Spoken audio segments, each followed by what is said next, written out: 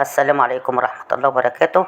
هنعمل بقى روتين النهاردة في حبة مواعين والمطبخ. مع بغسل المواعين في المطبخ. هنعمل أيوة، قلنا نعمل شوية المواعين دولت هو ايه، ونعمل أكل للعيال. والله الواحد أي من دور عيا جامد.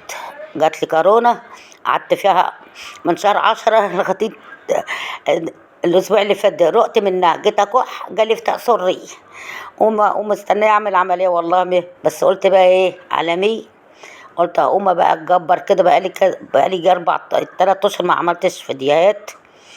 وقلت بقى إيه، لا مش بده. قلت بدل أنا رقت من كورونا دي، خفيت من كورونا، نزلت في بتاع دوت اللي هي النزلة الشعبية دي.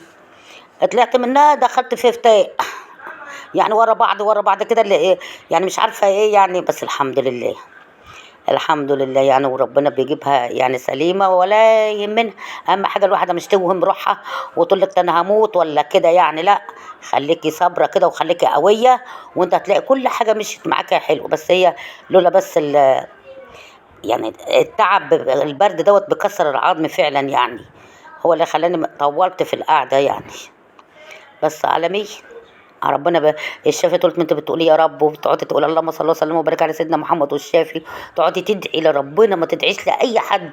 ادعي لربنا، وقفي على بابه كده، ربنا هيقويكي والله، وهيشيل عنك حاجات كتير قوي. يلا انا خلصت المواعين اهو، قالت الكنكه. نظبط بقى الحوض، نغسل القصانون ومطرح اللبن.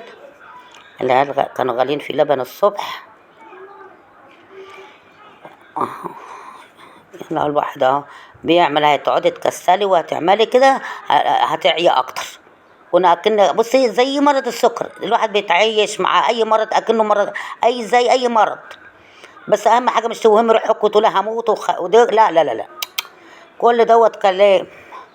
بيبقى الواحد بيبقى في وجع بس مع الصبر والعناد بيعمل. غسلت المواعين وفرشت بتاع الرخامه بقى ايه واصفيهم. علقت الحاجه بتاعت ده، وقلت بقى ايه نعمل هنا بقى ايه. عملنا شاورما النهارده بتاع دوت سجق وبطاطس وعيش سوري كده عشان العيال. انا عملت جبت بصله وفصين توم وفلفل الوان وشوحت السجق. بس شوحت البصل الاول بالتوابل، ورحت جايبه سجق من عند الجزار وايه، ورحت عامله لهم. قلت بقى النهارده، ما قلت ما مش هقدر اطبخ لهم، هعمل لهم عيش سوري النهارده. تغيير على رأي حماتي الله يرحمها، تغيير في الطعام. كلهم يعني كلهم طبيخ حالة الطبخ اتحرق. مش بتنزل من على حالة البوتاجاز، من على البوتاجاز. العيال بقى قالوا لي لا اعملوا لنا اكل النهارده اكني بره. قلت لها خلاص نعمل عيش سوري النهارده. جبت نص كيلو سجق من عند الجزار، وقالت بطاطس ولا جبن ولا اي حاجه. رحت عامله كده ورحت يلا اقول العيال العيال ما بتبطلش، عاوزين كل شويه تغيير، كل شويه ايه اكل. اللي طبخت طبيخ ما بياكلوش غير هي طقه واحده. عشان كده الواحد بيعمل يا دوب طبق رز. الرز ب30 جنيه والبصل ب30 جنيه. يعني الواحد يعمل ايه، لازم يمشي على القد. عشان هتحطي بصل وده هتكلفه هيتكب برميل البط والله. بس بقى على ايه وانا اطبخ وارمي؟ لا.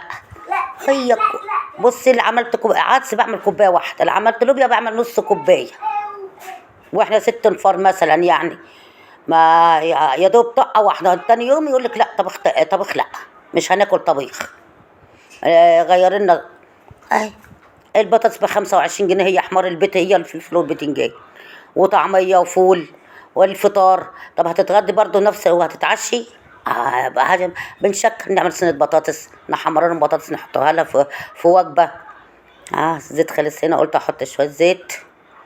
وفي الاخر اهوت ورحت عامله لهم اهو. يعني هيقول لا؟ البطن ما بتقولش لا. اي اعمالي اهو، طلعت اهوت ودولت اللي في ايدينا اعملهم اهو.